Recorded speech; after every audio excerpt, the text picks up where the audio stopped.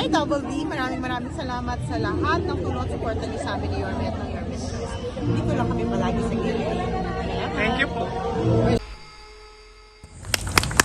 Mabuhay tayong lahat at higit sa lahat, mabuhay ang ating mahal na lungsod ng Maynila. Ngayon naman po ay nais kong tawagin ang ating mahal na ama ng Maynila para magbigay ng kanyang lingguhang mensahe sa ating lahat. Walang iba kundi ang ating butihing Mayor Francisco Isko Moreno Dumagoso.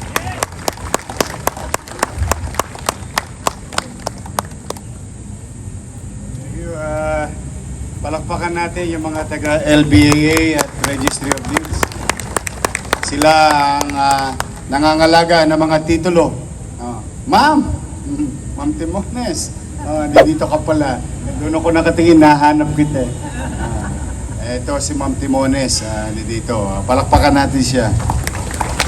Sila po nangangalaga ng titulo ng mga lupain natin sa Maynila. Yan ang nakaligtaan ng nanay ko. Yung nanay ko nung araw maglulupa. Hacienda. Bulubundukin. Umuusok pa. Marami siyang lupain. Mahilig magtanim ang nanay ko. Pag nakakita ng bakanting lote yon, nagtatanim yon, ng talbos ng kamote. Kaya lang, kailangan mong bantayan yung talbos ng kamote. Yung taniman mo. Lalagyan mo ng upuan. Papag. Mainit ang araw. Kailangan mo lagyan ng bubong. Siyempre pag naulan, umaanggig. Kailangan mo lagyan ng dingding. Hindi naman po pwedeng walang pintuan. Talbos ng kamote, tinanim ng nanay ko, bahay ang tumubo. Ayan po ang buhay sa pagiging squatter. Kami po yon. Kaya tama po yung nasabi nyo kanina, Direktor. Hindi talaga tayo titigil na magtayo ng pabahay sa lungsod upang magkaroon ng kasiguruhan ang mga pamilyang Manileño ng sarili nilang mauwian. Ilan sa inyo rito ay nakatikim na. Marami sa ating mga kababayan nakatikim na. At hindi pa tayo titigil. Basta makabuelta lang tayo na makabuelta. Sabi ko nga sa inyo, nakita nyo yung relo na yan. Tinawagan ko na si Tambunting Hindi pa natasan ng maayos yung relo Ipatatas ako ng ipatatas yan, may masilungan lang ang mga taong walang sariling bahay sa lungsod ng Maynila. Mahirap maging squatter. Ako na nagsasabi sa inyo. Mahirap din nangungupahan. Kasusweldo mo pa lang, nagbabayad ka na kagad ng upa sa kasera mo.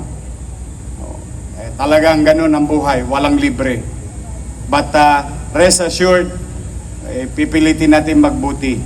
Mano pa, patapos ng pabahay, may ospital, may eskwelahan, ngayon meron tayong bisita.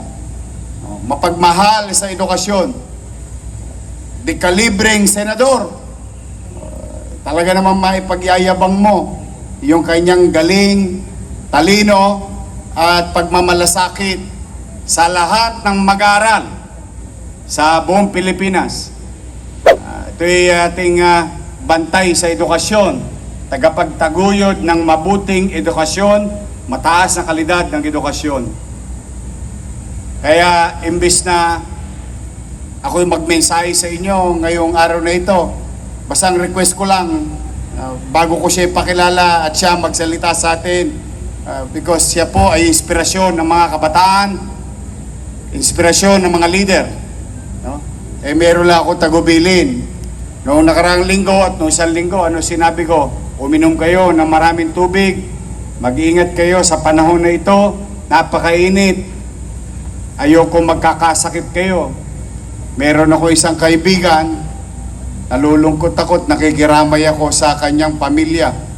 Kaninang umaga ay sumakabilang buhay na. Ayun ay malapit sa Maynila. Mahal na mahal noon ang Maynila.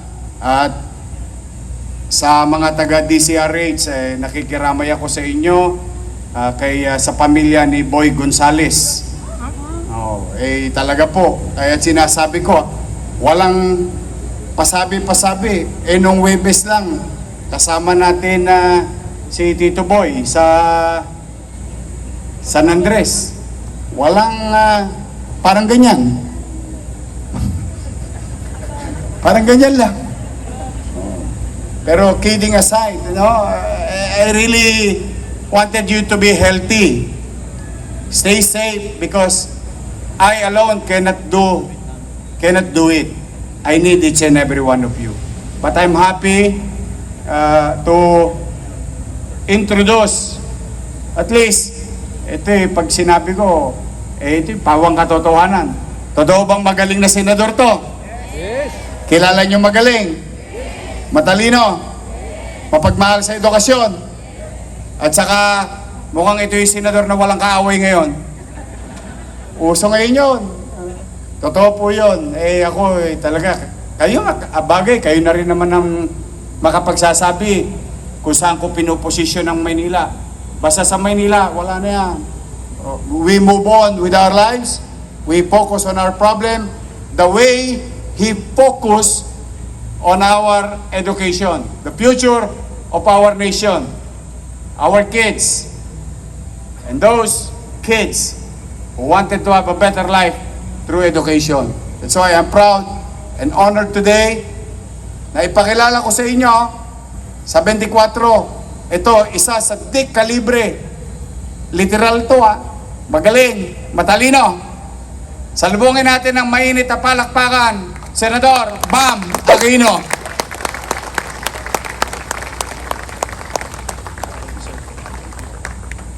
Magandang umaga po sa ating lahat. Good morning! Good morning! Unang-una po, nais ko pong batiin ang ating minamahal na ama ng napakagaling at napakaganda na lungsod ng Maynila. Palakpakan po natin Mayor Francisco Isko Moreno Dumagoso. Palakpakan po natin ang ating butihing Vice Mayor Chi Atienza. Actually po, Vice, yung kaibigan ko po si Tito Lito talaga, no? But I'm happy to see Vice Mayor Chi. Lagi ko po siyang kausap sa telepono kapag eleksyon. Kami po yung nag-uusap-usap lagi. Palakpakan po natin, syempre po, ang ating Chief of Staff, my fellow Chairperson ng National Youth Commission, Chief of Staff Cesar Chavez. Of course, Secretary Letlet Zarcal, yung ating City Councilors, magandang umaga po. Our department heads at yung buong pamilya ng Manila City Hall, magandang umaga po sa ating lahat. Good morning po. Unang-una po, napakaganda po ng introduction sa atin ni Yorme. Matagal na po kaming magkakilala, actually, ni Yorme. Sa totoo lang po, 2 taon po yung kanyang lamang sa akin, tsaka mga 10 paligo. Si Yorme po, isang mabuting kaibigan. Nung unang beses pa ako tumakbo, way back in 2013, nung 2019, di po tayo pinagpala nung panahong yon, pero si Yorme po tumulong at kayong 2025, tumulong po muli. Maraming salamat, Yorme at buong Manila City Hall. Alam niyo po mga kasama, nung mga huling beses po kami nakita ni Yorme nung kampanya, nung eleksyon. Sa totoo lang po, medyo long shot po tayo, medyo malayo po talaga. At nung panahong nakausap po namin si Yorme, humingi po ng tulong, sabi po niya, tutulong po sila. Hindi ko po alam kung polite lang siya sa amin, no? Kasi sa totoo lang po, napakalayo po namin nung panahong yon. In 2024, 1 year before election day, ano po kami noon? 24 to 32 sa survey, no? Ang layo po talaga. Pero kinayod po namin yon, hiniling po namin yung tulong ng ating mga kabataan, ng tulong po ninyo, at ng huli, nag-number 2 po tayo sa buong Pilipinas, at dito po sa Manila, nag-top po tayo. Kaya mula po sa aking puso, maraming salamat po sa inyong tiwala.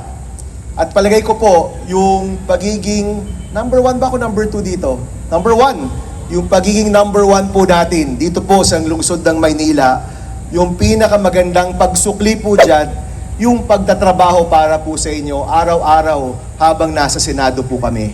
Yung pagbigay pansin sa mga bagay na alam ho naming mahalaga sa inyo, mahalaga sa mga constituents po ng Manila, mahalaga po sa mga kabataan ng Maynila. Yun po yung aming pagsukli sa inyong tiwala. Yung pagsigurado na sa araw-araw po naming nasa Senado, ang binibigyan po naming pansin ay walang iba kung hindi ang mahalaga sa taong bayan. Nabigyan po tayo ng pagkakataon na maging chairman ng edukasyon. Yan naman po yung ating sineryoso. Ngayon po, nais ko pong ibalita po sa inyo na ang taong ito, 2026, ito po ang taon kung saan pinakamataas ang budget ng edukasyon sa buong kasaysayan ng Pilipinas. 1.34 trillion pesos para sa edukasyon.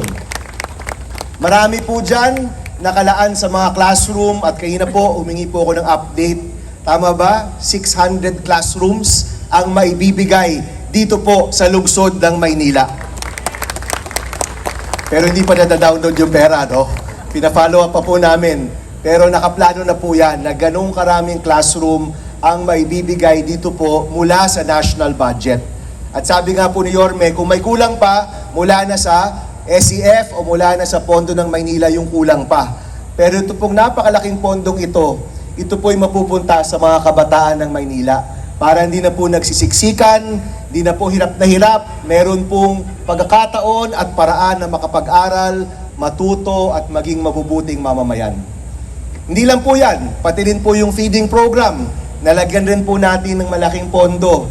Baka hindi ho alam ng konseho, pero doon po sa special provisions ng GAA, nakalagay po doon, pwede magmowa ang isang syudad o munisipalidad sa DepEd at kunin yung prorated budget for feeding para kayo na po yung magpapatupad ng feeding program. Alam ko po, meron na kayong feeding program,